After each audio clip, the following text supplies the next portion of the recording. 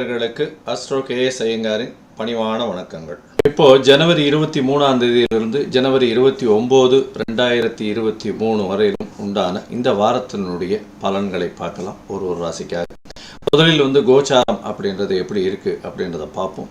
இப்போ மிகவும் வேகமாக செல்லக்கூடிய கிரகம் அப்படின்னு சொல்லக்கூடிய சந்திர பகவானை வச்சு தான் இந்த வாரத்தினுடைய ப்ரெடிக்ஷன்ஸு, டெய்லி ப்ரெடிக்ஷன்ஸ் எல்லாம் பண்ணக்கூடும். ஏற்கனவே மெதுவாக செல்லக்கூடிய கிரகம் அப்படின்னு சொல்லக்கூடிய குரு, சனி மற்றும் ராகு, கேது இவா 4 பேர் இதெல்லாம் ஏற்கனவே வருஷ பலன்கள்லாம் சொல்லியிருப்பா. மாத பலன்கள்னு சொல்லும் பொழுது அந்த சூரியன், சுக்கிரன், புதன் மற்றும் செவ்வாய் இந்த 4 பேரை வச்சு சொல்லக்கூடியது மாத பலன்கள். இதை தவிர பார்த்தீர்களேயானால் அதிவேகமாக செல்லக்கூடிய கிரகமான சந்திரனை வைத்து சொல்லக்கூடிய பலன்களை இந்த வார பலன்களை சொல்கிறோம். இந்த வாரத்தில் பார்த்தீர்களேயானால், அதாவது ஜனவரி 23லிருந்து ஜனவரி 29 வரலும் உண்டான நாட்களில் காலபுருஷ தத்துவத்தின் பிரகாரம் மேஷ ராசியில் ராகுவும், ரிஷப ராசியில் செவ்வாய் பகவானும், சப்தமம் அப்படின்னு சொல்லக்கூடிய துலா ராசியில் கேது பகவானும், அதற்கு பிறகு 9ஆம் இடம்னு சொல்லக்கூடிய தனுசு ராசியில் புத பகவானும், சுக்கிர பகவான் 10ஆம் இடத்துக்கு, அதாவது காலபுருஷ தத்துவ பிரகாரம் 10ஆம் இடம் அப்படின்னு சொல்லக்கூடியது மகரத்தில் சூரியன், சுக்கிரன் மற்றும் சனி பகவான்.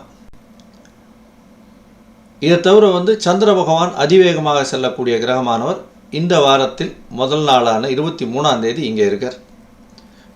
இதற்கு பிறகு மீனத்தில் பார்த்தீர்களேனால் குரு பகவான் இருக்கார். சந்திர பகவான் அப்படின்றவர் அவிட்ட நட்சத்திரத்தில், அதாவது மகர ராசியிலிருந்து அவர் மேஷ ராசி வரலும், பரணி நட்சத்திரம் வரலும் போகிறார்.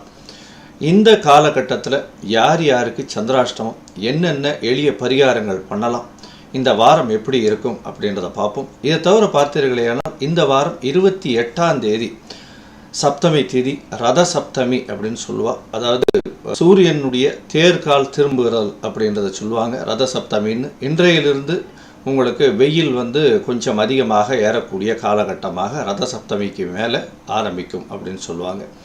இதை தவிர பார்த்தீர்களேனால் 29ஆம் தேதி அஷ்டமி வருது. இது பீஷ்ம அஷ்டமி அப்படின்னு போற்றப்படுது.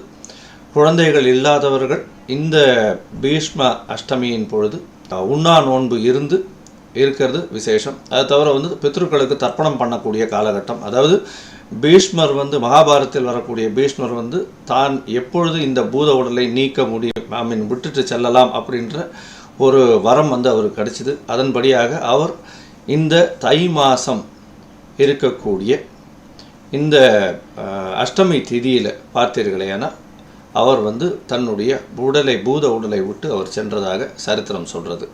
இந்த 2 விசேஷங்கள் இந்த வாரத்தில் வருது. இதற்கப்புறம் ஒரு ராசிக்கான பலன்கள் எப்படிலாம் இருக்குது அப்படின்றத பார்ப்போம். இந்த ராசி பலன்கள் சொல்லும் பொழுது இதில் சந்திரனை பேஸ் பண்ணி அதைத்தான் சொல்கிறோம். அதனால் உங்களுடைய தசாநாதன், புக்திநாதன், அதை தவிர உங்களுடைய வருஷ பலன்களையும் வச்சு ஒத்து பார்த்துக்க வேண்டியது கட்டாயம். மீனராசி அப்படின்னா பூரட்டாதி, உத்திரட்டாதி, ரேவதி கொண்ட 3 நட்சத்திரங்களின் 9 பாதங்களை கொண்ட ராசியானது. இந்த ராசியின் அதிபதி அப்படின்னு சொல்லக்கூடிய குரு பகவான் ஆட்சி பெற்று போயிருக்கார். இந்த குரு பகவான் ஆட்சி பெற்றிருக்கிறது நிச்சயமாகவே நல்ல விஷயம்தான். பூர்ண சுபத்துவம் அடைகிறது. இருந்தாலும் தனித்த குரு பகவானாக இருக்கிறதுனாலையும் 8ஆம் இடத்துல கேது பகவான் இருக்கிறதுனால உடல்நிலை சற்று கொஞ்சம் கம்மியாக இருக்கக்கூடிய காலகட்டமாக இருக்கும். அதனால் கொஞ்சம் உடல்நிலையில் கவனம் தேவை. ஸ்ட்ரெஸ்ஸு கொஞ்சம் அதிகமாகும். என்ன சொல்கிறது, டைம்லி சாப்பிட முடியாது, வயிற்று உபாதைகள் வரக்கூடிய காலகட்டமாக இந்த 23ஆம் தேதியிலேருந்து 29ஆம் தேதி வரக்கூடிய காலகட்டமாக இருக்கும். இப்போது இந்த வாரத்தில் பார்த்தீங்கன்னா 11ஆம் இடத்துல உங்களுக்கு சூரிய பகவான் இருக்கார்.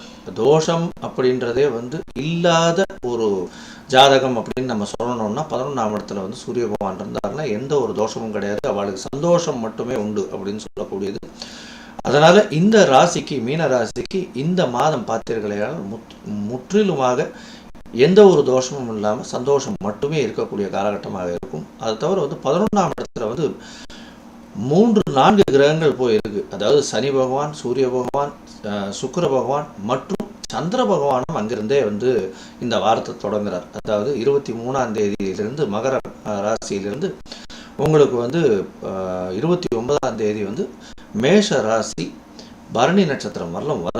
இந்த காலகட்டத்தில் பார்த்தீர்களேனால் மிகுந்த சுபத்துவம் அடையக்கூடிய காலகட்டமாக இந்த 11ஆம் இடம் திகழ்கிறது. 11ஆம் இடத்துல வந்து மறைந்த ஸ்தானம்னு சொன்னோம்னா கூட, ஆபோகலி ஸ்தானம்னு சொன்னோம்னா கூட, இந்த இடத்துல வந்து 4 கிரகங்கள், அதுவும் வந்து சுக்கிர பகவானோட சேர்ந்து இருக்கிறது அப்படின்றது ஒரு மிகப்பெரிய ஏற்றம்.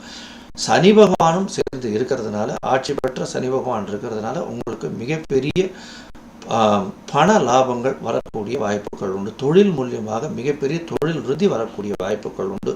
அதுவும் மனைவி மூலியமாகவும், பெண்ணாக இருந்தால் அவர்களுடைய கணவன் மூலியமாகவும், திருமணமாகி இருந்தால் அவர்களுக்கு மிகப்பெரிய ஏற்றம் கிடைக்கக்கூடிய காலகட்டமாக இருக்கும். இதை தவிர தொழில் காசு போட்டு வியாபாரம் செய்யக்கூடிய தொழில் அதிபர்களுக்கு இந்த காலம் வந்து பார்த்தீர்களேனால் பார்ட்னர்ஷிப் கன்சர்னாக இருந்தால் இந்த காலகட்டத்தில் மிகப்பெரிய ஏற்றம் கிடைக்கும். அதுவும் வந்து தேங்காய் எண்ணெய் விற்கிறது, அதை தவிர பார்த்தீர்களேனால் உங்களுக்கு வந்து டீச்சிங் ப்ரொஃபஷன், கேடி நாலேஜ் ட்ரான்ஸ்ஃபர் ப்ரொஃபஷன், இதெல்லாம் வந்து பார்த்தீர்களேனால் ஐடி இண்டஸ்ட்ரி ப்ரொஃபஸராக இருக்கிறது, இவர்களுக்கெல்லாம் வந்து ஒரு மிகப்பெரிய ஏற்றமான காலகட்டமாக இந்த வாரம் அமைய போகுது. இப்போ அதிவேகமாக செல்லக்கூடிய கிரகம் அப்படின்னு சொல்லக்கூடிய சந்திர பகவான் என்ன இதுல இருக்கார், அவர் என்ன செய்யறாருன்னு பார்ப்போம்.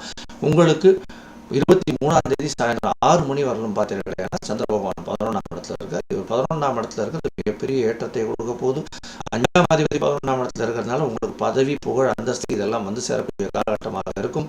குழந்தைகள் மூலியமாக மிகப்பெரிய ஏற்றம் கிடைக்கக்கூடிய காலகட்டமாக இந்த காலகட்டம் இருக்கும். இதை தவிர 23ஆம் தேதி மாலை 6 மணியிலிருந்து உங்களுக்கு 25ஆம் தேதி இரவு 12 மணி வரலும் பார்த்தீர்களே ஆனால் உங்களுடைய ராசிக்கு 12ஆம் இடத்துல 5ஆம் அதிபதி வரார். இதனால பார்த்தீர்களே ஆனால் உங்களுடைய பதவி புண்ணியம், பதவி பூர்வ புண்ணியம் இதெல்லாம் வந்து ஏறக்கூடிய வாய்ப்புகள் உண்டு. நீங்கள் வந்து உங்களுடைய குலதெய்வத்தை போய் வழிபட்டு வரக்கூடிய வாய்ப்புகள் நிச்சயமாக இருக்கக்கூடும் அப்படின்றதையும் சொல்றோம். இதற்கு பிறகு 27ஆம் தேதி ராத்திரியிலிருந்து 29ஆம் தேதி ராத்திரி வரலாம், அதாவது 25ஆம் தேதி ராத்திரியிலிருந்து 27ஆம் தேதி இரவு 12 மணி வரலும் பார்த்தீர்களே ஆனால் சந்திர பகவான் உங்களுடைய ராசியோடு சேர்ந்து குரு பகவானோட இருக்கிறதுனால இந்த காலகட்டத்தில் உங்கள் உடல்நிலையில் ஒரு பெரிய ஏற்றம் கிடைக்கக்கூடிய காலகட்டமாக இருக்கும். ஏன்னா ஒரு திரிகோணாதிபதி இன்னொரு திரிகோணத்தில் இருக்கிறது, அதுவும் குருவோட சேர்ந்து ராசியிலேயே அமர்வது குரு சந்திர யோகத்தை கொடுக்கிறது. இதனால வந்து உங்களுடைய வார்த்தை, உங்களுடைய உடல் நலம், உங்களுடைய பேச்சு எல்லாமே ஒரு ஏற்றத்திற்கு இருக்கும். உங்களை வந்து மதிக்கக்கூடிய, உங்களை வந்து எந்த ஒரு விஷயத்திற்கும் கண்டிப்பாக மதிக்கக்கூடிய வகை நீங்களும் இருப்பீங்க, உங்களுடைய வார்த்தைகளும் அமையும் அப்படின்றதையும் சொல்றோம்.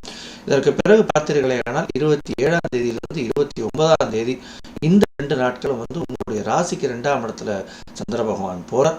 இந்த காலகட்டத்தில் உங்களுடைய வார்த்தைகள் நடிப்பு தன்மை கொஞ்சம் அதிகமாக இருக்கக்கூடியதாக இருக்கும்.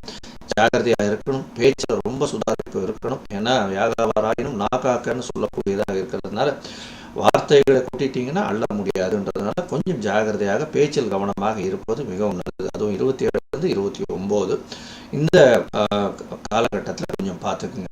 இதை தவிர பார்த்தீர்களால் உங்களுக்கு பண வரவு சீராக இருக்கும், கவலைப்பட தேவையில்லை. குடும்பத்தில் கணவன் மனைவியிடையே நல்ல ஒற்றுமை இருக்கும், அந்யோன்யம் இருக்கும், கவலைப்பட தேவையில்லை.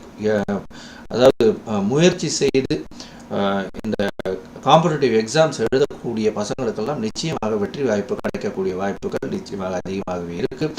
8ஆம் இடத்தில் கேது இருக்கிறதுனால திடீர் பணயோகங்கள் வரக்கூடிய காலகட்டமாக இந்த வாரம் அமையக்கூடும் அப்படின்றத சொல்றோம். நீங்கள் வணங்க வேண்டிய தெய்வம் அருகில் இருக்கக்கூடிய பத்ரகாளி இல்லைன்னா இது அம்மன் கோவிலுக்கு சென்று அந்த அம்மனுக்கு வந்து எலுமிச்சம்பழம் மாலை போட்டு வர்றது, அதுவும் செவ்வாய்க்கிழமை இன்னைக்கு போட்டு வர்றது மிகப்பெரிய ஏற்றத்தை கொடுக்கும். ஏன்னா ராகு பகவான் 2ஆம் இடத்துல இருக்கிறதுனால அப்படின்றதையும் சொல்றோம்.